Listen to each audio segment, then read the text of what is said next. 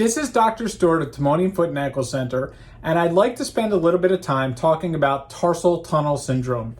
A lot of people have heard of carpal tunnel syndrome. Carpal tunnel syndrome happens in the wrist. It's a condition where frequently you're sitting at a desk and you're typing and your wrist is bent, or you can injure your wrist, and there is a area where the nerves called the carpal tunnel run into the hand, and it creates these painful sensations, burning sensations, fiery sensations, tingling and numbness. It can radiate in either direction. And that's essentially the same thing that can happen in the foot and ankle. And we refer to that as tarsal tunnel syndrome. And I'm going to pull up a picture on my screen here so that everybody can see. And we're going to look at the anatomy. And we have to understand the anatomy here. We have nerves that run from our back down the back of our thigh. They branch out into two other large nerves. One goes into the front of the leg, one goes onto the medial or inside of the calf, and then on the inside of the ankle. And tarsal tunnel syndrome occurs when the nerve gets entrapped. So let's look at this anatomy here. I'm going to try to explain this for everyone. And you have to think a little outside the box here because the anatomy is cut to really focus on this.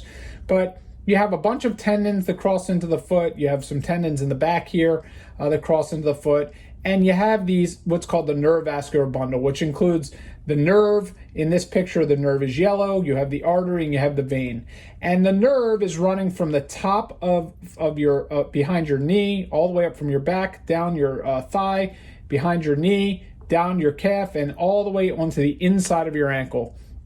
And as it crosses in the ankle into the foot, there's this big shiny white tissue that connects from your tibia to your heel bone. And that's called the laciniate ligament or the tarsal tunnel ligament or the flexor retinaculum. It's all the same words. And as that nerve crosses into the foot, and you're not seeing that in the picture, the nerve actually branches into two branches in the foot called the medial and lateral plantar nerves. And if the nerve gets trapped under this tissue, think of it like saran wrap. You have to think very three-dimensionally. I always think that if the nerve is under this saran wrap, that as the foot turns or turns out, when the foot turns out that way, when the foot moves out that way, this nerve gets entrapped and it can create these sensations of burning and tingling in this direction or in this direction, or it can be focally painful. A lot of times it can aggravate nerves that run to the plantar fascia. There's another branch called the medial calcaneal nerve that frequently is involved. And this pain really can be quite uncomfortable. And a lot of times patients will come in and they're complaining of burning, they're complaining of cramping, they're complaining of tingling, they're complaining of numbness. And this is really made by, generally speaking, a physical exam. You'll find that people with tight calves can get this, as their foot will compensate. Again, if this is the foot going out as it turns out, or pronates or flattens a little bit more, it can really impinge that nerve bundle as it crosses into the foot. And if that nerve bundle becomes irritated, the symptoms of tarsal tunnel will present. So when we diagnose tarsal tunnel syndrome, we really want to do a physical exam. And in my opinion, the physical exam really supersedes all of the other testing that can be done, because testing for tarsal tunnel can sometimes create a false negative. And the way that you test nerves is you do something called a nerve conduction study, and that can also be coupled with looking at some of the muscles. But a nerve conduction study is where you're putting little probes up and down the leg and you're looking at the speed that the nerves conduct their signal. And if the test is positive, it generally is confirming tarsal tunnel. But I will also state that if the test is negative, that does not rule out tarsal tunnel. There are times where tarsal tunnel syndrome is present and the nerve probe was just not in the exact location when trying to determine the diagnosis. And that's why the physical exam, where you're palpating on the nerve, you're going to actually put your finger on the artery and the nerve runs right behind it. And if you push on that and it reproduces the symptoms, that's pretty consistent with tarsal tunnel. The other thing that we can really do is, you can get imaging studies like MRIs or ultrasounds to make sure there are no soft tissue masses. Sometimes there's big veins that sit over the nerve that can also cause pain. If you have big varicose veins, that can cause pain.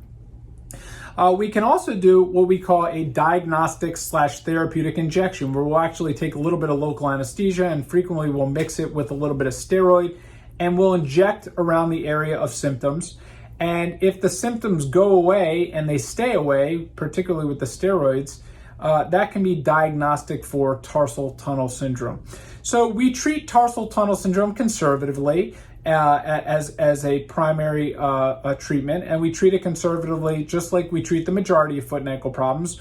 We want to make sure there's no other causes of foot and ankle pain, of course. And frequently, tarsal tunnel syndrome is associated with tendinitis, posterior tibial tendinitis. That tendon runs on the inside of the ankle. So if that tendon fails to work properly or is injured, the foot will fall down a little bit more, the arch will collapse, and that will actually cause some impingement of the nerve. So if we treat the other findings, such as posterior tibial tendinitis and plantar fasciitis, we'll frequently treat the condition with bracing to help with the anatomy and support the foot.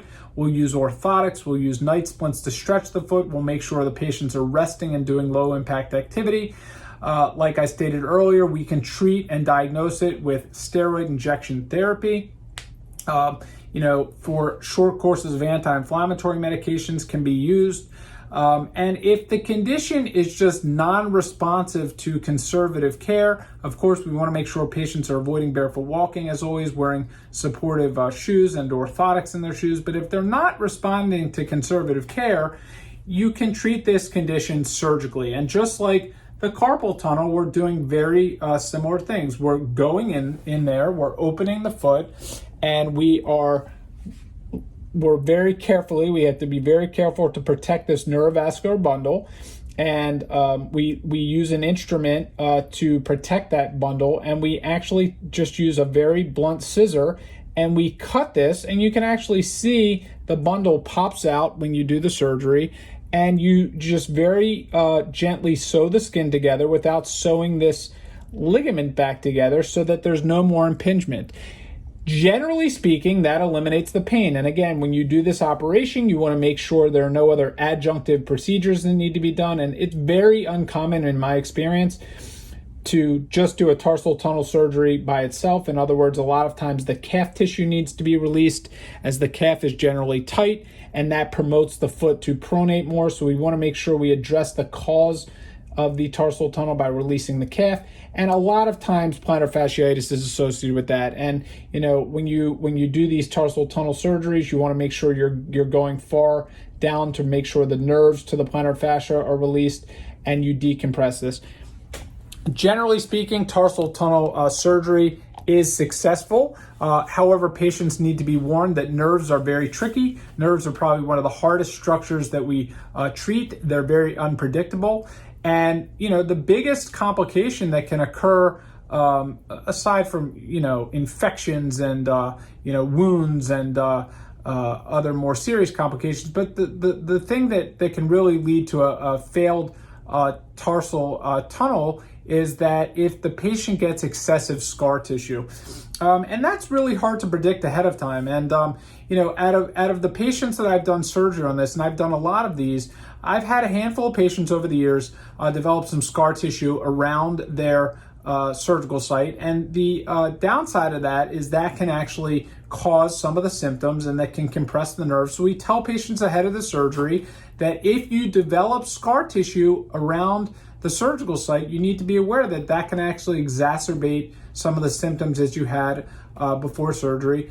The good news is that tends to respond well to steroid shots. And of the patients that I've seen that are my own patients, or patients that I've seen who have had surgery from other doctors, I can confidently say that steroid injections can be extremely beneficial in either significantly reducing pain associated with postoperative scar tissue or fully eliminating the pain. So, in general, tarsal tunnel surgery can be very successful. We, again, always focus on trying to treat it conservatively. However, there are times where it will need to have a surgical correction. and we make sure that we monitor the patients for proper healing. And if in the event that they continue to have pain despite surgery, some patients will go on to need to take medication. If they don't want surgery, medications that can treat nerve pain can sometimes be useful. And some patients, if they don't want surgery or have unremitting nerve pain, we'll refer them to a pain management doctor, where pain management to address nerve pain can be pursued as well. So if you would like to learn more about tarsal tunnel syndrome, or if you have questions regarding tarsal tunnel syndrome, simply fill out a consultation request on this webpage or give the office a call. Thanks.